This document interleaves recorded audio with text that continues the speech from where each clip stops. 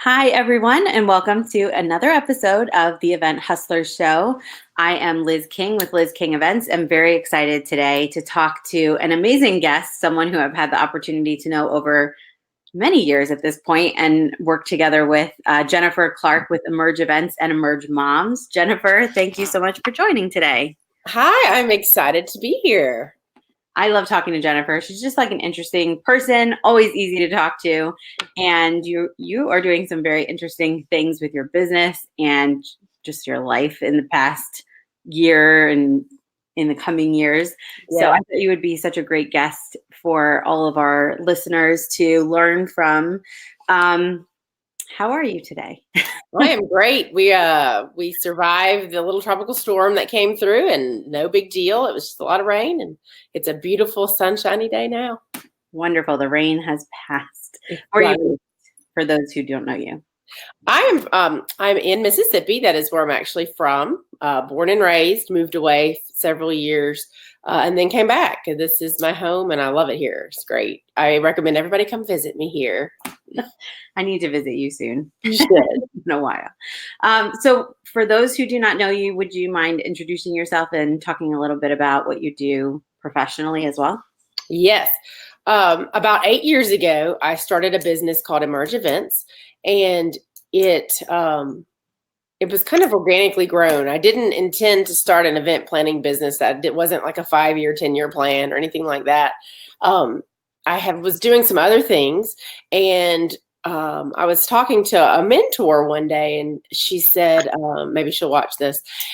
We were talking about what to do, what I wanted to do in the future. And I said, well, I enjoyed doing event planning with other companies I worked with. And even when I was living abroad, I did event planning to a certain extent, and I loved it. And I thought, well, maybe one day I could see doing that, maybe having a company. I didn't really know what that meant. And she said, well, why don't we put on a women's expo together? And at that point, I didn't know what a women's expo was, which is crazy because now I've been doing it for 9 years. So that day kind of started my business. So I said, okay, well, let's do it. So we did it together. Carolyn, we did it for the first year. And that was all that was, she kind of passed the bar all over to me. She gave me all of it to do for the next, here we are 9 years later. And I just kind of said yes at that time. That's kind of something that I didn't know what it was. I didn't know what it meant, but I said, yes, we did it. And this will be year 9 coming up in a month. So I can't believe it's been 9 years. I've learned a lot in 9 years. That's amazing. And the power of yes is an interesting lesson because, I always talk about too, like in business, everyone likes to believe that you have a grand master plan and then it just falls into place according to that. But a lot of times it's just like an opportunity that presents itself and just being willing to say yes to giving it a try. Yeah. Where you are now. Yeah, and that's the crazy thing is I didn't quite know all the steps. I didn't really know any of the steps. I just kind of figured it out as I went along, and we have a really great community here. A lot of wonderful people, a lot of good places to do events, and we're not too small, not too big, so it was a very welcomed event here.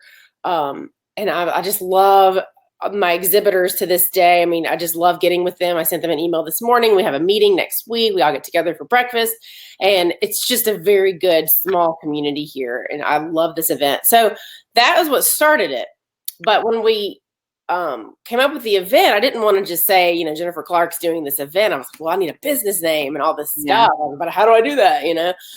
So I poured over all these books about how to name your business. And I was like, what do I name it? And finally, I don't really know where the name emerged. It just kind of emerged out of thin air. And so I went with it, Emerge Events. And it didn't mean as much then as it actually came to mean. So now it means a lot more than it did back when I started the business. So I do all kinds of events. I've done everything from beer festivals to art events, children's events, professional development conferences. But now, through the power of Liz and her Ignite program, over the past year, I've kind of tried to hone in on what I am and what I'm not. And that is very hard to do. That this past year has been very difficult, but necessary. So I've tried to figure out what events I need to pass, pass those on to other people. And then which events I would rather do more of. And that was very, very hard because at first, you take everything that comes your way. Anybody that takes a chance on me, I'll do your event. Yeah. And then I realized I wasn't really doing anybody any favors by, one, taking events at just whatever anybody would pay me, and then taking everything because I'm not an expert at everything. And I don't want to be. That was very hard to learn. So how do you figure out what you do want to be taking, because that's a big transition point that a lot of people go through. Like you said, you kind of take whatever comes your way because we need the business and you need the money and whatever. And I think that's a challenging process to think about, okay, well, there are all these options, but which ones do I like the most? So how do you figure that out? And what is that for you today? It was so hard. I have to say the Ignite program through Liz is basically what that was a program where you go in and you kind of figure out a lot of questions that I never asked in the beginning. I never asked myself, what are my values? I never thought about it before. All the things that I didn't know who I was, and things have changed. 8 years ago, I had, when I started my very first business, which was a different business than this, I had a baby at the same time as starting my first business. And then now I have 2 kids, under 10, both under 10. And I'm different than I was even then, but with just one kid. So I have to figure out things like, it's not just what I want to do. It is what I want to do. That is part of it. It's also, how much do I charge? Which events do I know? I would love to do it for free. I would love that, but I do have to eat and I have to feed my kids. They do like to eat too. My husband likes to, make some money too. So I can't do it for free. And I have to realize there's a point where it doesn't make sense for me to do this event for this many hours. That was very hard. So that's part of it. Part of it is what am I really good at and what am I not good at? I'm not as good at the outdoor type festivals. And outdoor events are very stressful with weather and, all of that. So I'm realizing just that kind of thing. What kind of event do I want to do? Then I started realizing one of my core values is development, professional development, learning, personal development. And I realized those are the events I love more than anything is an event where someone goes into it, they take something personal or professional away that they can use in their life, business, work, family. And that's when I realized that's what I really want to focus more on. So the events like, conferences or anything that where someone's coming in and learning something and leaving different. That's where Emerge kind of comes back in. So Emerge events, it's kind of like I want to do more events where people come out of the event, they emerge a different way than when they came in. So that's kind of where that word is now meaning something more than it ever did. But it was very hard. It's still hard. I'm still figuring it out. It took a year of just deep diving to kind of, figure out, after 8 years, what do I want to be doing? What do I don't? And then there's some other things that popped up that I'm interested in that I have some passions about. And so those are some things that I'm working on that I've been working on for a little while. I'm just, I've tried to launch and I've come back and I launch and I come back, so that's kind of some things I'm working on as well. But through the Ignite program, I really got a sense of who I am and who I want to be, what kind of work I want to be doing. It's a little different when you work for somebody, you kind of have a scope of work that you do. When you have your own business, you have that, but you can do anything you want. Really, I can do any event I want, but do I need to? So honing it in, so hard, but necessary work. So do you want to tell the people watching some of the new things that you're working on? Yes. So one thing I did realize, like I said, was professional development is a core value. If you don't know your core values, I suggest you go try to look up what that means and find them because it kind of directs how you want to live. And I'm just figuring it out. I'm just trying to figure out how my values now work with what I do. One of the things was, like, for example, my kids are out in the summer. I like to spend time with them in the summer. And also I have to work too. So trying to figure out what does that mean as far as what events I'm going to do in the summer as opposed to, should I do them in other times of the year? So that was one thing that was a big thing this year, because I have a very busy summer. And my kids basically work with me a lot, and they like that. But sometimes, it gets a little bit stressful having your kids at events. Some events it's appropriate, and some events it's not. So they can't be everywhere. So going back to professional development, I've realized that what I've learned over the last 8 years in my community being an event planner, I want to pass that on to other people. My passion now is kind of pouring what I've learned and what I know I can find, all the information I can find. I don't know it all, but I know who does know some information that I don't know. And what I've started doing, I did a conference in April called Connect and Emerge. I worked with a class at our university, and we put on a conference for event planners. And that to me was my favorite thing I've done in a while. And I was so inspired. And I brought in speakers that talked about all kinds of things about doing events, whether it's how to use arts in your events. We brought the Department of Revenue to talk about taxes, everything from marketing your event, all the things. I didn't necessarily speak on everything. I did one session, but I knew who to bring in. And people ask me a lot of questions a lot. If you in your industry get the question, can I pick your brain? That means you have something that people need to know. And I can't sit down with everybody and just talk about all the things. So I said, well, why don't we bring them all together? People who have questions and needs and plan events in our community, bring them together for an event. And we did it, and it worked really well. I've gotten a lot of great comments. So that is my new passion, is kind of engaging all the event planners in our area. So I'm doing another one in September. That's where I'm kind of moving toward. I still will do some events with Emerge events, but most of my events, I want to focus more on the event planners here in this area. So that's one thing. And through all of this, for the last 8 years, I said before that I'm a mom. Starting a business and starting a family kind of coincided with me. So I don't know one without the other. So it's been very hectic. So for the past 10 years, my daughter turns 10 in October, I have tried to figure this out. How do I do all this, and also have a family, and that's all not go completely crazy. And through it, I have kind of lost myself. Like, I've lost myself sometimes. I look around at my house sometimes in my life. I'm like, ooh, it's piles of stuff and craziness. And I'm not taking care of myself like I need to. And that's okay when you're 20. Well, when you're around 40, it's a little bit more imperative to take better care of yourself, because your body's less forgiving. And so I'm realizing if I don't start taking care of myself, I am not worth anything for my family and my community. Yeah. So another program that I'm starting, this is the one that I just kind of keep trying to launch, and then I pull it back, pull it back, mostly because of fear. It's mostly fear. That's about all. It's called Emerge Moms. So I'm using the word emerge again. Emerge Moms is a program where we focus on moms and how we can take care of ourselves better. Because if we don't, I see all of us, I'm looking around at all the moms, and we're all like running crazy, burning the candle at both ends, and we all have to watch that. And so the program is still in, development, but I'm working on it. But it'll be a series of online events, in-person events, anything to do with the mother taking care of herself and the community taking care of the mother, and mothers taking care of each other. So it's it's not just self-care. It was self-care. That's why I started it.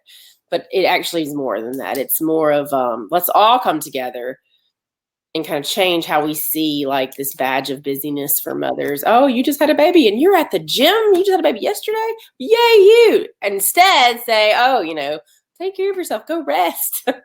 Rest is good. So that's my new thing I'm launching. Well, that's exciting. It is, but I just got to move forward. You feel like the fear is, you said it's fear that's kind of holding you back from doing that. What is the fear? What are you afraid of? Well, planning events, you have a commodity. Like, I have the event, I get paid to do the event. I'm paid for my time. It's easy. Having something I know people have online businesses, and that's where I'm learning about all of this. And it's not just, I will do events as well, but just starting something completely made up, like event planning is something someone does already, but I'm starting something that doesn't really have a box. I mean, it doesn't, what is it? And so figuring that out, then saying, who am I to do this? I'm not a professional. I'm not any kind of professional in any kind of therapy or anything like that. So I'm like, who am I to do this for mothers? Why would anybody care about what I have to say? But again, it's like the event planning conference. It's not necessarily what I have to say. I know how to pull people together pretty well. Yeah. And that's my skill set. I'm really good at bringing people together in a room or online or whatever it is. So that's what I want to do. I just need to let it go and just start it, because I think we do have there's some problem. Not only moms are just running ragged, but also a lot of moms are finding that they don't have, even if it's like they don't have the support, not the support, that's the wrong word, but I guess peers kind of going through the same thing. We're all doing this, but we don't want to ask anybody for help. We don't think we should or have to, and that's okay. Well, if we all were helping each other a little bit smarter about it, coming back together, getting the village back together, and giving ourselves permission to not be perfect moms, to take care of ourselves so that we can take care of our families better. So it's, I guess, taking something from nothing is hard for me to promote as a new thing, because I just don't. It's not as easy to say, oh, I have this new event. It's clear it's an event. Yeah. So having something that's not an event is a little bit harder to promote. It's not a thing. I don't know. Maybe it has to be defined as its own thing, which is new. Yeah. That's a newer concept. Brands have done it, but it's right.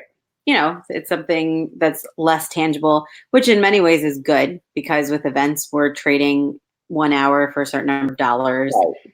And there's a very big limit to that, especially when you're a busy mom. You have a lot of other things to be doing. In the digital world, if you can do an online conference or something, or sell a membership, I think it's an attractive model to a lot of people, especially within the events industry, because it is a way to scale. But it feels different. It's just like, yeah, but I'm getting paid, but I'm not necessarily putting in 1,000 hours for 1,000 people. And that feels weird, and I think women in particular suffer from imposter syndrome, this idea of like, who am I to do these things? And I think we all feel that way. I definitely felt that way when I launched Planner Tech and TECHSYTALK Live. It's like, I literally launched it because I wanted to learn those things myself. And I figured no one else is making this platform. So how about I just create the platform? I don't have to know anything about it. I knew a little bit, and so that's essentially what you're doing. You're saying there's a need here for moms to take care of each other and take care of themselves. And so you're just creating the platform, but that's, it's very uncomfortable because it's very different. It is. And you kind of hit the nail on the head. Like right now, my hours are my income is directly tied pretty much to how much time I can spend on an event. Sometimes I'm paid by the project, but if I'm hired by a company, but sometimes, like Women's Expo, it is tied directly to how many people can I sell booths to, or how many people can I get to come to it. So my effort is tied directly to every dollar. So I'm pretty limited. And so, it's like, do I enjoy this afternoon with my kids, or do I need to go and sell some more booths, because I really need more money to come in because I have some bills to pay for the event to have the event. So it's really hard. Whereas if I did some sort of an online program to go with it, that may have some income that's not directly tied to every minute of my life, Yeah. I mean, I think there's like this, I think it's a fallacy, honestly, that people think you can just like passive income is the word people use, that you can just, set something out in the world and it'll just keep making you money while you're sleeping. Right. I don't really think that exists, but there is a balance between that and just working every hour for a dollar. Yes. Finding that is pretty challenging. One of the things I wanted to talk to you about is, as you know, I'm based in New York. So there's a huge events community here. It's like pretty well organized, a lot of people doing what I do in my city. So there's a lot of competition. And I know you are based in a smaller city. And I think at some point you told me you're like the only one in your town that you know of who does the kinds of events that you do. I think a lot of people, I mean, I imagine the majority of people who are watching this and in my network don't live in a huge city with tons of competition. Right. And I've definitely heard people say like, oh, I'm in a small city, so there's not much I can do.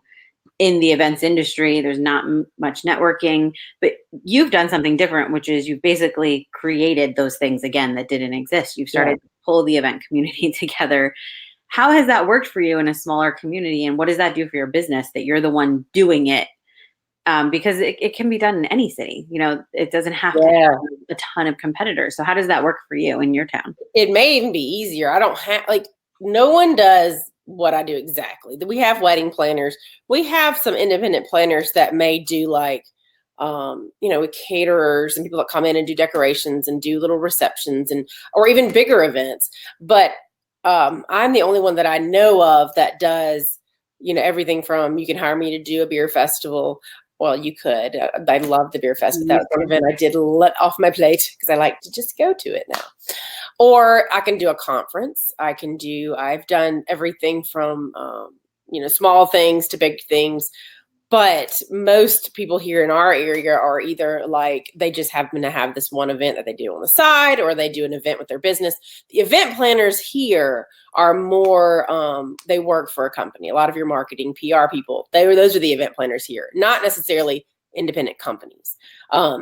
Except unless you're talking about weddings and things like that, more social events, birthday parties, things like that. So I don't have if someone bids me for a job, I'm not necessarily competing against another event planning company. I'm oftentimes competing against someone who's doing it in-house. They'll just say, oh, well, you do it. Or in the case of nonprofits, a volunteer, we'll have a volunteer do it instead, not pay them, which works sometimes well. Sometimes it's hard to get volunteers because volunteers are busy and they have other things to do. Yeah. So that's my, I don't have direct competition, but we do have a good event planning community here. Our community here is a little bit, I just find it very special. I love our city. We have so many events here. Everything from on any day in our town, you can go. We're not that big. We're not New York, but we have any day you can go and find some great live music. You can find probably any kind of small event, big event, sports. We have all the events. 5Ks, races, all the things, conferences. So, but there's nobody that gets all these people who are planning these events together. I have not seen that yet. We did have our Main Street Association, our statewide Main Street Association had a conference that I love to go to, for Main Street managers mostly, because they do a lot of events and festivals and community events. And that event did exist in our state. But it hasn't happened in the last couple of years, but nothing really on our community level. And so I just made it up out of, thin air. And like I said, I worked with a hospitality class at the university because they wanted to get event planning experience as well. And so I just brought together everybody who's doing events, whether they're volunteers or whether they work for nonprofits or they're doing it for their company. And it's such a mixed bag of people. It's not there. I don't think there were very few, if any, people who did it for a living on their own, as a company. So I'm kind of rare, but I found it a good place. If anyone's living in a smaller town, like I said, if someone's picking your brain for something, if a lot of people are picking your brain for something and you've noticed the same questions over and over and over, that means you are a resource in your community. And so you can start this kind of thing, whether it's, getting my first step was I just had a meeting I had coffee and king cake. It was during Mardi Gras season. And so I had coffee and king cake and it was free. And I just wanted to see, is this needed? Maybe I'm making it up. Maybe no one needs it. So about 50 people came, and that's all we really could fit. About 50 people came into the room, everything from, the director of our local library, he does events, to people from our convention center who host events. So it was a mix of people. And they all came in the room and the need is there. And then you had your moms who were planning fundraisers for their kids, band and things. And that didn't even dawn on me. You have people who are doing this on the side because they're voluntold to do it, not necessarily because they are volunteering, but their kid needs this money to go on this, whatever, to do band or whatever. Yeah. So the event planners are not necessarily doing this for a living. So the need was there. They wanted information. And the need is varied on what they needed.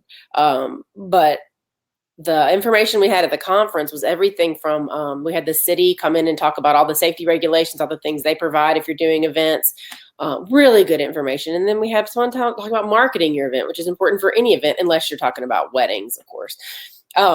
But there was something for everybody. And so if someone's in a smaller community that doesn't have, we don't have all those amazing, like, I mean, all the things that you have in New York, I look at it, all the conferences and all the things you could do, as for event planners.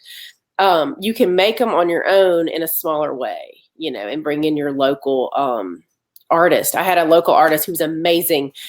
He came in and prepared this wonderful presentation on how to use artists, how to integrate that into your events. I mean, there's so many things. Yeah. So it worked really well. That's kind of my new passion, is helping the event planners, because it's not easy. Event planning, is very difficult, stressful, all the things.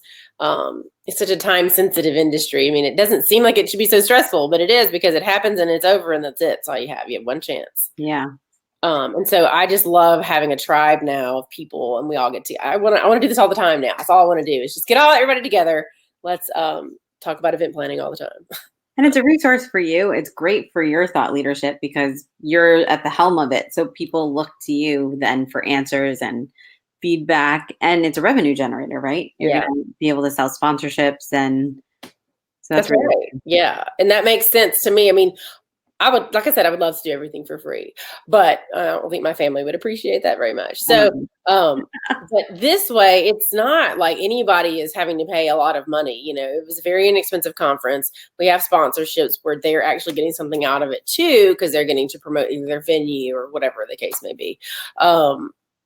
And I wish I could go and sit down and everybody pick my brain. Not that my brain has a lot of information. It does have some. However, if I don't know it, I know someone who does. Yeah. But this makes sense, because I can't sit down and have coffee with everybody. But I can get everybody together as a group. I can find out the specific needs, and let's have let's have an online Zoom call about, just a real quick dive into, event marketing or digital marketing for events. So many things we can do, and it doesn't take a lot of time,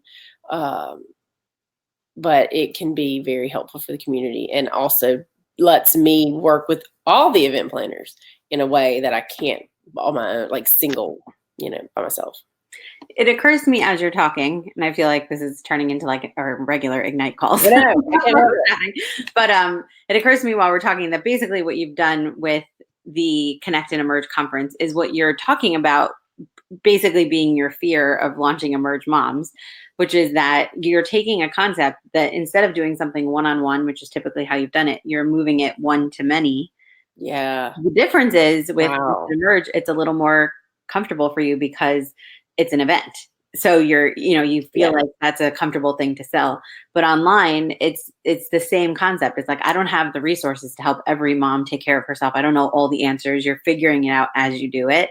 But you could bring people together, and you can host a variety of different resources and stuff. Like, if you think of it from that way, it's basically the same thing you're doing with Connect and Emerge financially, but also just from like a business model standpoint.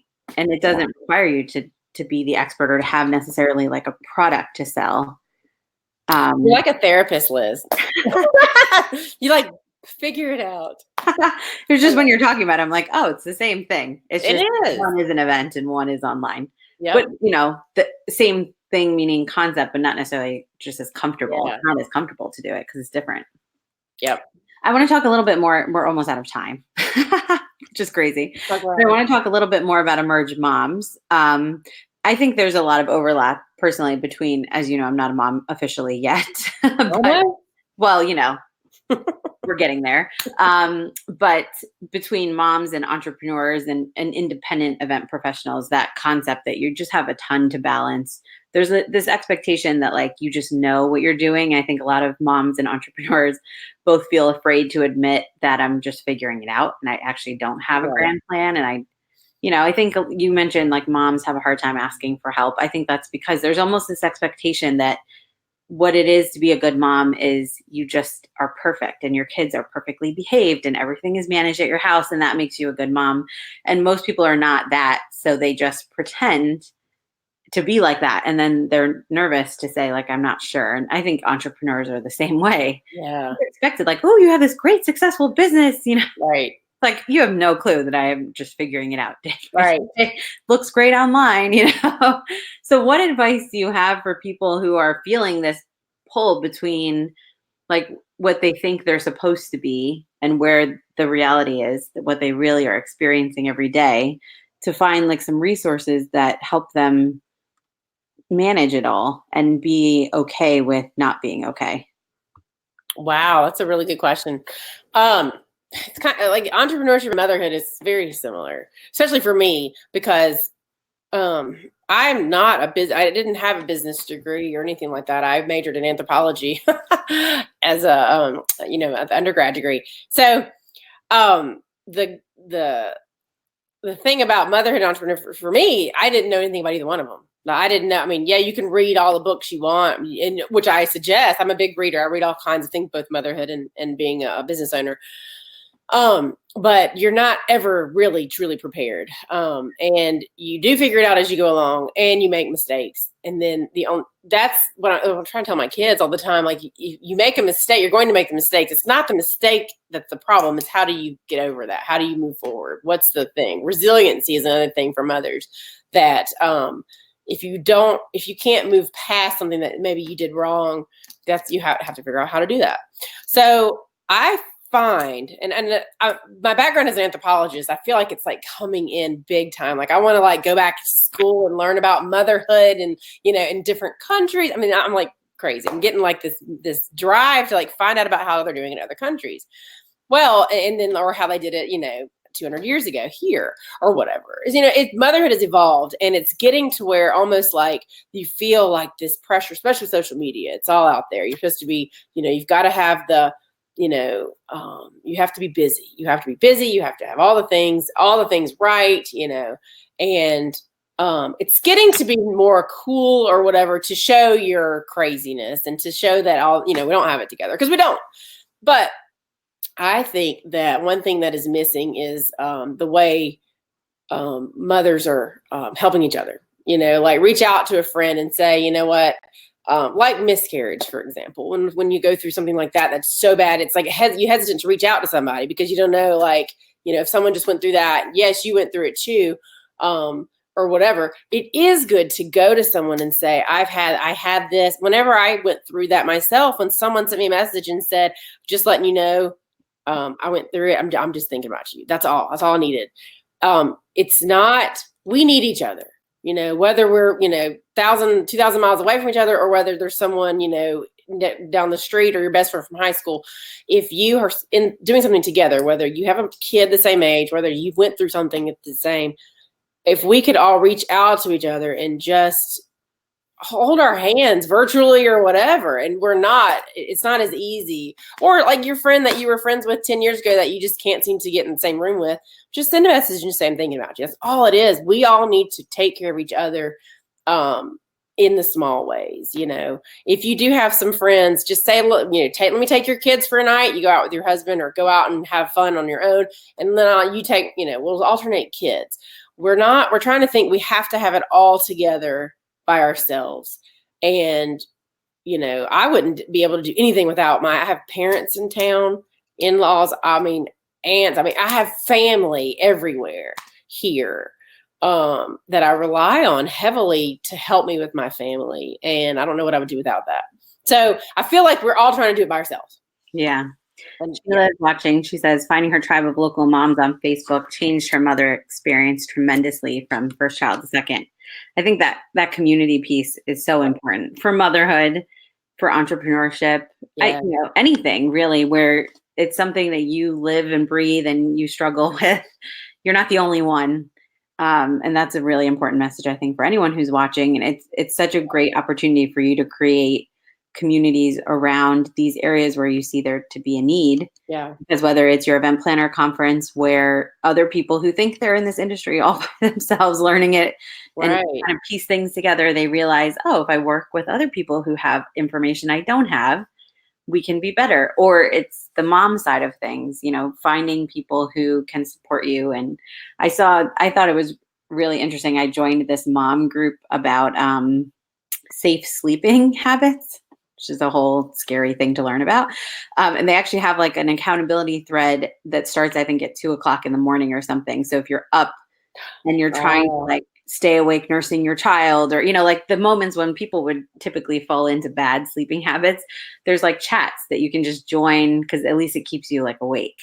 Little things like that make a big difference, I think. Yes. And just that experience, you're not alone. You're not, by yourself at 3 Yeah. o'clock in the morning trying to stay awake. Someone going through what you're going through right this second, Yeah. So there's all kinds of different tribes we need. It's not just someone who's actually got an infant right now when you have an infant. That's one tribe.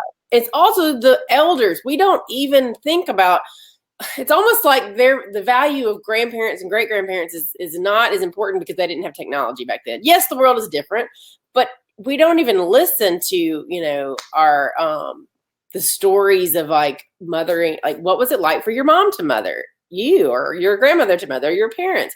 So to go back and find out, like they struggled too. And that's something that getting the multi-generations together to say it was hard back then too, you forget. But to get your parents' story about motherhood or whatever.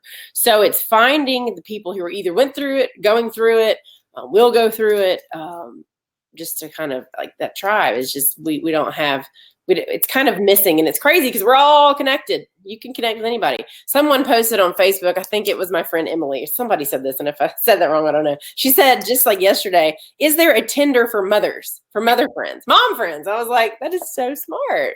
Like swipe left if you're nursing, swipe right if you have a 5-year-old, like, Yeah, it's amazing with social media how disconnected we are, if you really think about it. The power of being able to be so intimately, I mean, you and I knew each other for so many years online before we ever met in person. And we learned a lot from each other, but it works in some cases, but there are many cases where it just actually makes people feel more apart. Right. And it shouldn't be that way. I mean, that's just crazy. The internet should have the power to bring us closer together. Well, I'm so excited for all the things that you've learned in your business and the way that you're transitioning things and all the new things that you're going to be launching. Emerge Moms, I'm officially making it official. Launching it. She's been talking about it, and now I'm really excited to see you launch that. So what's the best way for people to stay in touch with you if they want to learn more about Emerge Moms, or they want to learn more about the event planner stuff you're doing? How do they get in contact with you? So for Emerge Events, I have a website, emergeevents.com. Everything with Emerge Events is Emerge Events. So Facebook, Twitter, Instagram. I'm also on LinkedIn. And then for Emerge Moms, I don't have, like, there's a website page, but it's not up. I mean, it's just a template. I've got to figure out all the things. That's the other thing. When you're doing all this stuff, you've got to figure out how to do all the things. Yes, I can do a website very badly, but I can do it. But have I spent the time to do it? No. So there will be a website. We do have Emerge Moms Facebook up, but I haven't promoted it, but it's there if you want to go there. So everything with Emerge Moms will be Emerge Moms as well on all the social things. So I guess I just need to start piping in and saying it so. So I can tell you from experience, Jennifer has a lot of great information to share. So if you're watching this and you think Emerge Moms is a great idea, I recommend you go to her Facebook page, Emerge Moms, and like it. It's a little added pressure for her to get the website launched and make it happen. I'm really excited to see that come together, and it'll be a resource I'll be using soon too. So thank you so much for your time. I'm going to put the links to as many social sites of yours as I can find in the blog post where this will also be, so that people can find it. And if you watch the recording of this, don't forget you can continue the conversation in the comments thread. So if there's something that you learn that you want to comment on, or a question you have for Jennifer, you can put it in the comments, and she and I will get notified and we'll respond to you. Jennifer, thank you so much for joining us, and we'll see everyone else for the next episode next week at 10:30 a.m. Eastern on Tuesday for another episode of the Event Hustler Show. Until then, hustle hard, and we'll see everyone soon. Take care. Thanks. Bye.